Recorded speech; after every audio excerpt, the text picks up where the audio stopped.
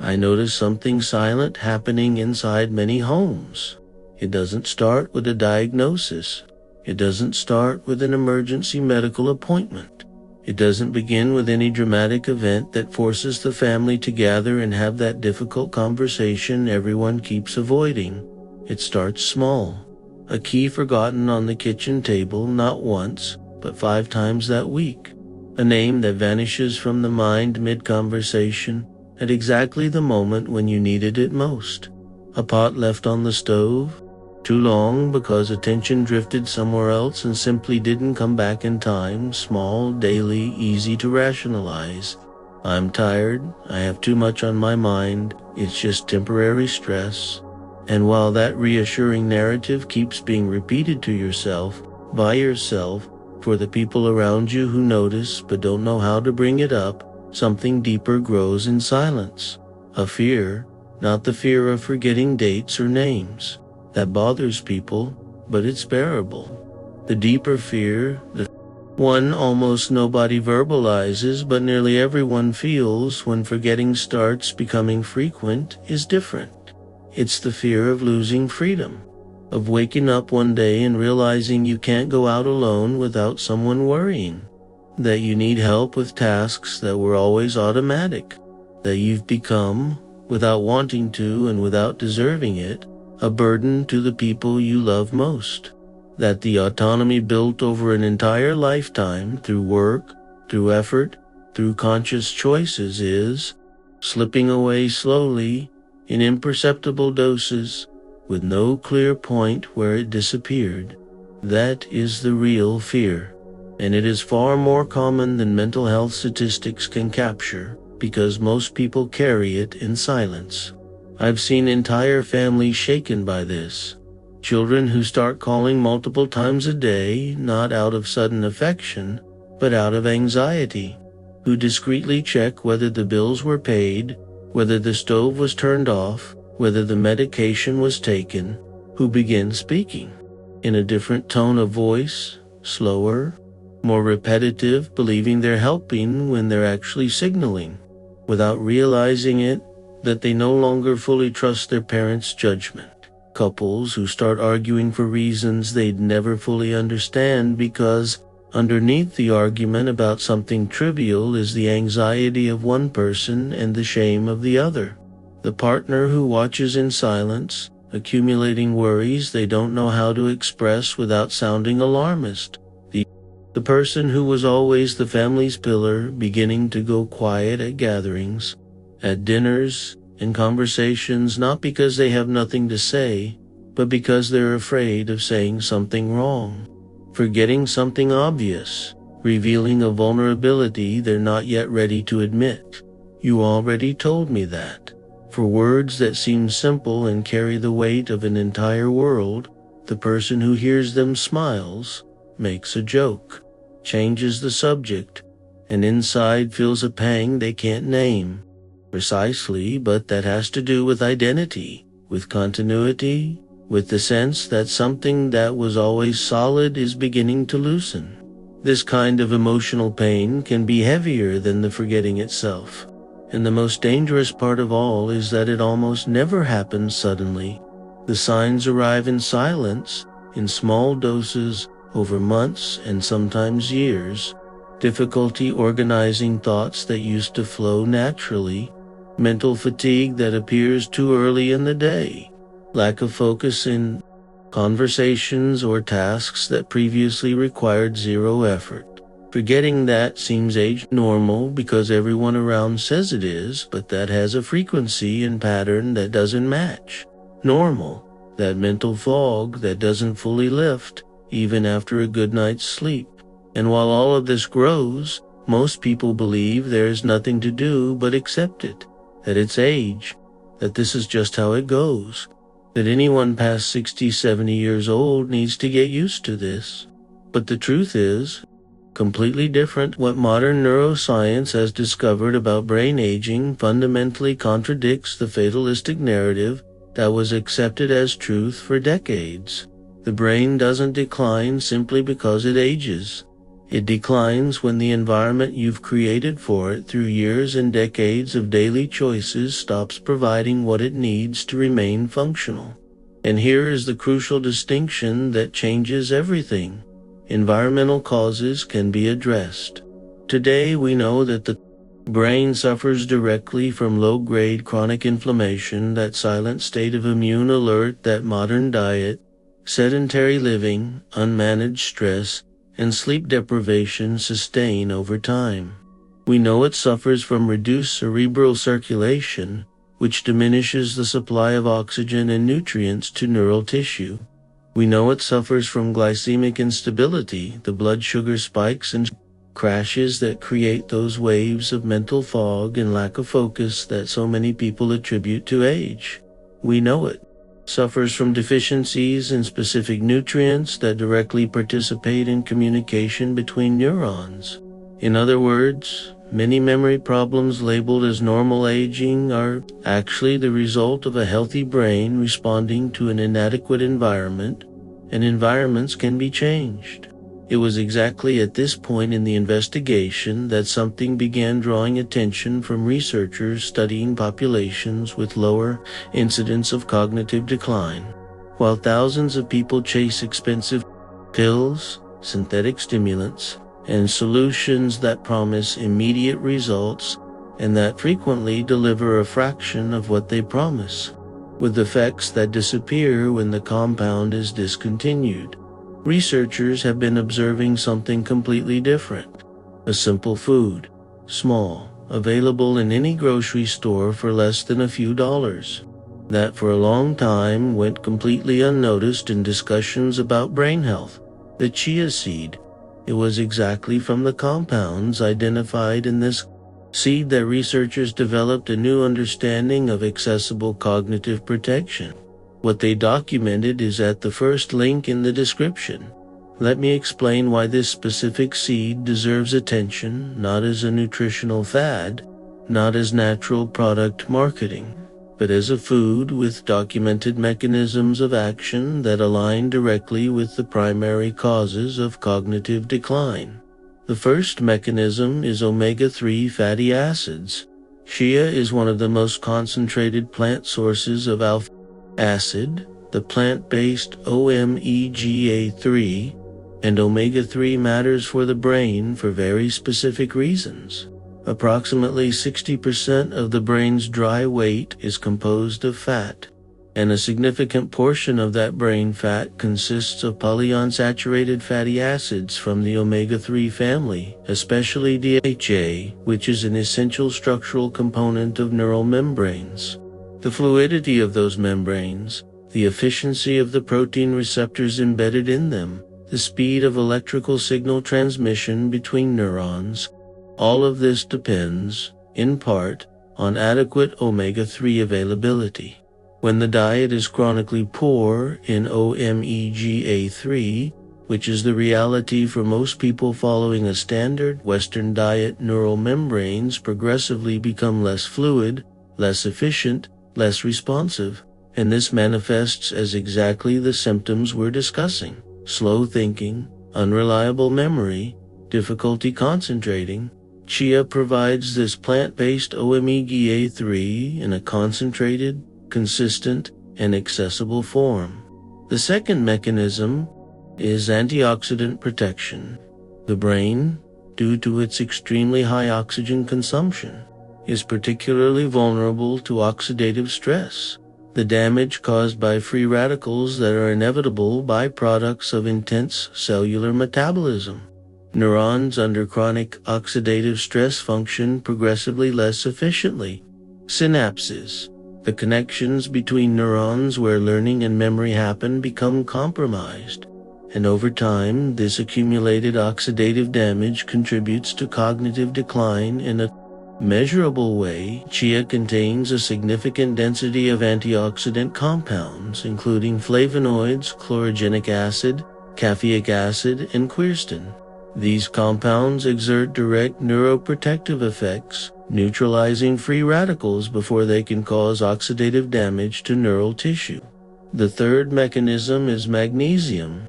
Magnesium participates in more than 300 biochemical reactions in the body, and a disproportionate number of them involve the central nervous system.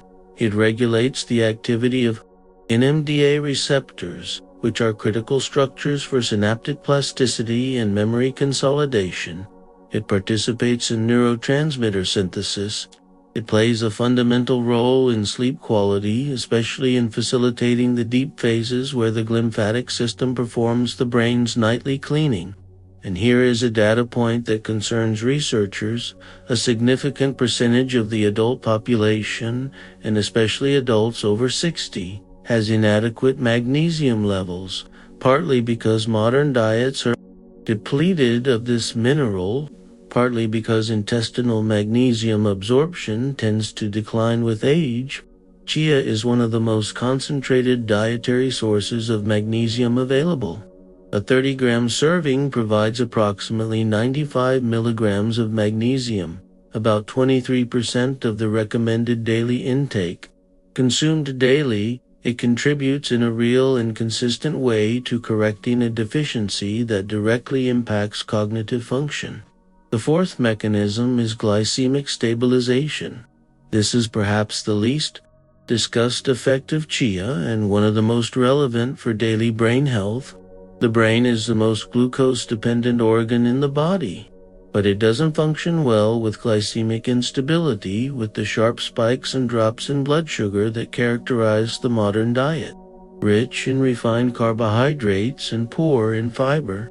When glucose rises rapidly after a meal and then falls with the same speed, the brain experiences a cycle of hyperstimulation followed by energy scarcity, and that scarcity manifests as the mid-afternoon mental fog, the difficulty maintaining focus after lunch, the mental fatigue that appears too early in the day. Chia is extraordinarily rich in soluble fiber, specifically a type of fiber that, when hydrated, forms a viscous gel in the digestive tract. This gel slows carbohydrate absorption, smoothing the glycemic curve and preventing the spikes and crashes that compromise brain function. A tablespoon of chia in a meal can make a perceptible difference in mental stability over the following hours, not because it contains any stimulant, but because it removes a source of instability that was silently sabotaging brain function. And the fifth mechanism is systemic anti-inflammatory effect. The combination of omega-3 antioxidants and prebiotic fiber in chia creates an anti-inflammatory effect that impacts the brain through multiple simultaneous pathways. Omega-3 modulates inflammatory pathways through the production of resolvins and protect compounds that actively resolve inflammatory processes.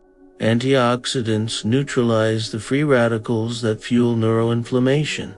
Prebiotic fiber feeds intestinal bacteria that produce short-chain fatty acids with systemic anti-inflammatory properties. And here's the connection that closes the circle. Low-grade chronic neuroinflammation is one of the factors most consistently associated with cognitive decline in the most recent research. Reducing that inflammatory state is not just a matter of general health. It is a direct cognitive protection strategy. But there is an aspect of chia that differentiates its mechanism of action from coffee, and that explains why this video's title is not marketing exaggeration. Coffee stimulates, it blocks adenosine receptors, the compound that produces the sensation of tiredness, and creates a temporary feeling of alertness and energy. This effect is real, but it is fundamentally different from improving the underlying brain function. It's like patching a hole in a wall with plaster while the structure remains compromised, and coffee charges a price. For many people, especially those over 60, when caffeine metabolism tends to be slower, coffee creates anxiety, raises blood pressure, fragments sleep, and generates dependence. The artificial alertness it produces is followed by a crash that is often worse than the original fatigue. Chia doesn't stimulate, it supports. It provides the building blocks the brain needs to function better. not for a few hours while the compound is active, but structurally and progressively through real changes in the underlying systems. It isn't instant. It doesn't produce that energy spike that coffee delivers in the first 30 minutes. But it is real, it is sustainable, and it charges no price throughout the day. If you want to start this process today, incorporating this seed strategically and understanding what science has isolated about the ideal combination to maximize these effects, you'll find it at the first link in the description. As simple as it always should have been. And here is something that needs to be said with complete clarity. There is no single solution for brain health. Anyone selling that, whether a supplement, a diet, or an exclusive method, is selling a simplification that biology doesn't support. The brain is an ecosystem. It responds to the set of conditions you create for it, not to a single isolated variable. Chia is an extraordinarily valuable component of that set, but it works better, far better, when inserted into a broader context of brain care. Restorative sleep is non-negotiable. During the deep phases of sleep, the brain's glymphatic system becomes highly active, removing metabolic waste accumulated throughout the day, including proteins like amyloid beta, whose accumulation is associated with cognitive decline. Every night of superficial sleep is a night that cleaning doesn't happen completely, and that accumulation, repeated over months and years, has consequences that the best diet in the world cannot fully compensate. Regular physical movement is essential. 30-minute walks, 3 to 5 times per week, produce measurable increases in BDNF levels, the brain-derived neurotrophic factor that stimulates the growth of new neural connections and protects existing ones. They improve cerebral circulation, reduce systemic inflammatory markers, and have demonstrated in neuroimaging studies the capacity to increase hippocampal volume, the brain region most critical for forming new memories. Active cognitive stimulation is powerful. Learning something genuinely new, a language, an instrument, a technical skill you never had, reading content that challenges reasoning, having deep conversations that require articulating complex ideas, solving problems without obvious answers. Each of these activities creates new synaptic connections, strengthens existing ones, and keeps the brain in the state of plasticity that protects it against decline. And chronic stress management is critical. Cortisol, the stress hormone at chronically elevated levels, is directly toxic to the hippocampus. It inhibits the formation of new memories, accelerates the degradation of existing connections, and contributes to brain inflammation. Practices that reduce cortisol, meditation, conscious breathing, deliberate moments of slowing down, contact with nature are not luxuries, they are brain health. Interventions with solid evidence behind them. Each of these elements, combined with the adequate nutrition that chia helps provide, creates an environment in which the brain can do what it was always capable of doing: recover, reorganize, strengthen. There is a property of the brain that modern neuroscience discovered, and that contradicts everything that was taught for decades about cognitive aging, neuroplasticity, the adult brain, even the aging brain, even the brain of someone in their 70s, 80s, 90s retains the capacity to create new synaptic connections, reorganize neural roots, and respond positively to adequate stimulation.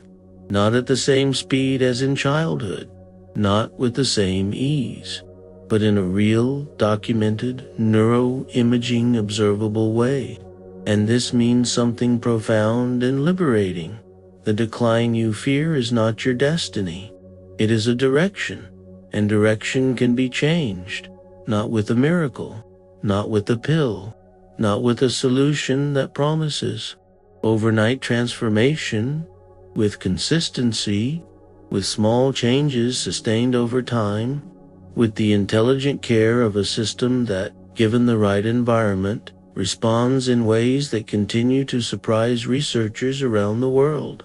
A spoonful of chia in morning oatmeal, a 30-minute walk in the afternoon, an hour of reading before bed instead of an hour of screen time, a more consistent sleep schedule, a meal with less sugar and more colorful vegetables.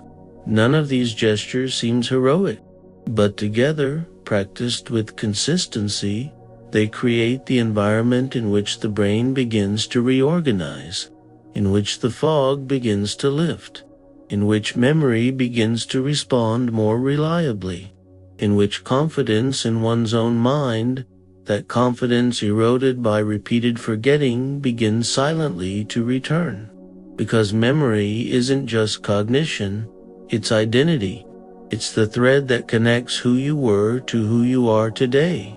It's the archive of the stories you tell about yourself, about the people you love, about the world you've inhabited for decades. It's the ability to recognize familiar faces with that immediate familiarity that requires no effort, to make decisions with clarity based on your own accumulated wisdom, to be the author of your own life, not a secondary character in the narrative that other people construct about you. When we understand this, preserving brain health stops being a health concern among others. It becomes a central priority, and the right path exists. It's documented. It's within reach of any person, and it can start today with simple, accessible, and consistent gestures. The complete method is in the pinned comment. And if this content made sense to you, subscribe to the channel. In the upcoming videos, I'll keep showing you what science has to teach about protecting memory, recovering mental clarity, and aging with more autonomy, strength, and freedom. The memory that today seems distant may simply be asking for support, attention, the right nutrients, adequate sleep, necessary movement, the cognitive stimulation that keeps the brain alive and responsive. Because in many cases, far more than people realize, the mind hasn't given up. It's just waiting to be nourished the right way. And when you begin doing that with consistency, with intention, with the right tools, it responds. Not as a miracle, as biology,